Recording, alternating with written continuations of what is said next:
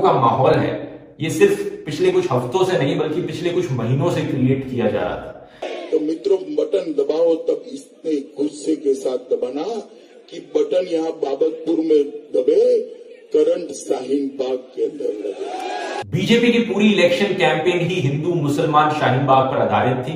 ऊपर से जब ये बीजेपी लीडर्स रैलीज निकालते थे तो क्या स्लोगन उठाते थे? देश के गद्दारों को गोली मारो सालों को, गोली मारो सालों को, देश के गद्दारों को पीछे। प्रॉब्लम देख रहे हो स्लोगन में क्या है दोस्तों? ये बेसिकली मोटिवेट कर रहे हैं आम जनता को कि तुम हथियार उठाओ, गोलियां उठाओ और उन लोगों पर गोलियां चला दो जिसे तुम गद्दार समझते हो।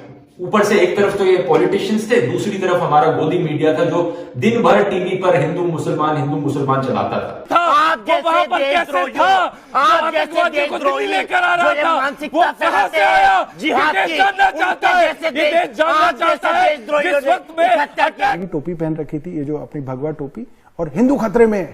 तुम हिंदू हो या मुसलमान हो, हिंदू खतरे में है, बिल्कुल डूब जाएगा देश। अरे जहां से वोटर गुजर रहा है वहां पे खड़े हो गए। देश की सोचो, देश की सोचो। पहले कभी नहीं हुआ ऐसे। अच्छा, तो यहाँ पर आप सब लोग एक दूसरे पे का ख्याल रखे हुए हैं? सब भाइयों से मिलके रहते हैं, ऐसी बात नहीं, ये बहुत के आ गए बीच में, जो ये चीज क्या नाम है, भाईचारा खत्म करना चाह रहे हैं, जिसमें राइट, तो इसमें थोड़ा सा पॉलिटिक्स का भी कुछ देखो रोल है इसमें। ऐसा कुछ नहीं हुआ।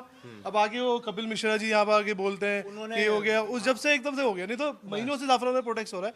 कभी किसी हिंदू को परेशानी नहीं, ना किसी मुस्लिम को परेशानी है। वो अपने बैठे करते रहो, उनको वो उनकी प्रॉब्लम है। लेकिन एकदम आगे यहाँ पर के कर देंगे, वो कर देंगे। अब ये मैं आप सबके बिहाफ पे ये बात कह रहा हूँ, ट्रंप के जाने तक तो हम शांति से जा रहे हैं, लेकिन उसके बाद हम आपकी भी नहीं सुनेंगे अगर रास्ते खाली नहीं हुए तो।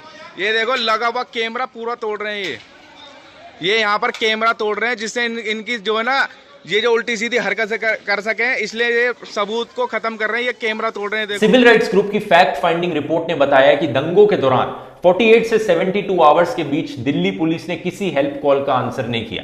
यानी लोग फोन करते रह गए पुलिस को कि आओ हमें प्रोटेक्शन दो, दंगों को रोको, हमारा घर जलाया जा रहा है, लेकिन पुलिस की तरफ से कोई रिस्पॉन्स नहीं था। तरह से इनडायरेक्ट सपोर्ट दे रही थी अटैकर्स को। देश का पुलिस सिस्टम जो कि एक पपेट बन गया है पॉलिटिशियंस के हाथों में। जैसी ये देखो कितनी बुरी तरह पिटाई कर रहे हैं पुलिस वाले।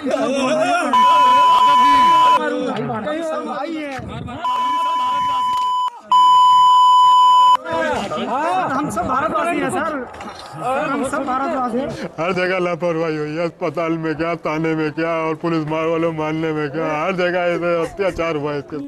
अभी तो मैं आधी आज़ादी दी है, अभी पूरी आज़ादी देंगे सर। जब यहाँ पे दंगा चालू हो गया था, मम्मी नहीं दिखी तो मैं सीधे उन्हें देखने के लिए पुलिया की तरफ गया। फिर उधर से पुलिस वाले आने लगे मारने के लिए, यानी किस चीज़ के लिए, तो सब भागने लगे इधर की साइड अंदर। मैं भी भागा, तो उनके भागने में जब कुछ लोग गिर गए तो मैं भी गिर गया। उसके बाद गिरने के बाद उन्होंने मुझे पकड़ लिया पुलिस वालों ने, और मुझे मारते हुए वहाँ तक ले गए। मैं उनसे कहता रहा सर मुझे छोड़ दो, मुझे मत मारो, लेकिन उन्होंने नहीं छोड़ा और वो मारते ही चले गए। मेरे सामने तो ना मुझे लगा था 4-5 पहले से ही पड़े हुए। आगे सुनाइए, और मैं सुना रहा था। मैं देसी इलाज कर लूँगा, मैं नहीं जाऊँगा सर, कभी कुछ भी हो जाए मुझे नहीं जाना, मैं नहीं जाऊँगा, मैं फिलहाल नहीं जाऊँगा। सब कुछ सही हो जाएगा, उसके बाद मैं अपना ट्रीटमेंट करवा लूँगा, लेकिन मैं अभी नहीं जाऊँगा। कुछ भी हो सकता है, ये माहौल इतना खराब हो चुका है, हिंदुस्तान का माहौल इतना खराब कर दिया सर, मैं क्या बात करूँ, मैं कुछ बात नहीं करना चाहूँगा। हम इस वक्त सेंट स्टीफेंस हॉस्पिटल में हैं। पिछले साल दंगों में 53 लोगों की मौत हुई, जिसमें हिंदू और मुसलमान दोनों थे। दिल्ली दंगों के 1 साल हो चुके हैं। इस 1 साल के दौरान अदालत में दिल्ली पुलिस को जांच से संबंधित मामलों में जो फटकार पड़ी है, उसका एक साथ अध्ययन करना चाहिए। इससे पता चलेगा कि अदालत की नजर में पुलिस पेशेवर काम करने में कहां कहां चूक कर रही है। अभी हाल ही में दिल्ली हाईकोर्ट ने 3 आरोपियों जुनैद, चांद मोहम्मद और इरशाद को बेल दी। करीब 11 महीने तीनों जेल में बंद थे। अदालत ने कहा कि इनके खिलाफ पुलिस के पास कोई सबूत नहीं था। सोचिए, बिना सबूत के 3 बेगुनाह लोग करीब 11 महीने तक जेल में बंद रहे। हाईकोर्ट ने दिल्ली पुलिस को जमकर फटकार लगाई है। कोर्ट ने कहा कि दिल्ली पुलिस द्वारा दायर की गई विजिलेंस रिपोर्ट रद्दी का कागज है। हमारे देश के लिए अच्छा होगा। आज की रियलिटी ये है कि भड़काऊ भाषण देकर डर का माहौल क्रिएट करके कि देखो हिंदू खतरे में है, हिंदू खतरे में है, जल्दी हथियार उठा लो नहीं तो ये आपको मार देंगे, हमारा धर्म खत्म हो जाएगा।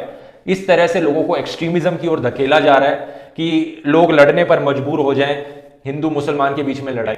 बीजेपी आईटी सेल ट्विटर पे ट्रेंड चलाता है कि आर्थिक बहिष्कार करो मुसलमानों का।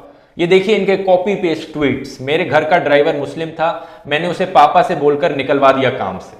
आप सोचेंगे कि एक्चुअली में करने लग रहे हैं, लेकिन इनके कॉपी पेस्टेड अकाउंट्स बार बार अलग अलग अकाउंट सेम ट्वीट करने लगे। आप यहां पर सोचेंगे कि ये बीजेपी ऐसा कर क्यों रही है, क्यों बार बार ऐसे डिवाइड फैलाए जा रही है। इसका आंसर दोस्तों एक येल की 2014 की स्टडी में, जिसने बताया था कि जब भी दंगे होते हैं, कम्युनल हिंदू मुस्लिम के बीच में लड़ाई होती है, बीजेपी जैसी पार्टीज का वोट शेयर बढ़ जाता है। इनफैक्ट हर एक मुस्लिम दंगे से after every right BJP vote share increases by 0.8%।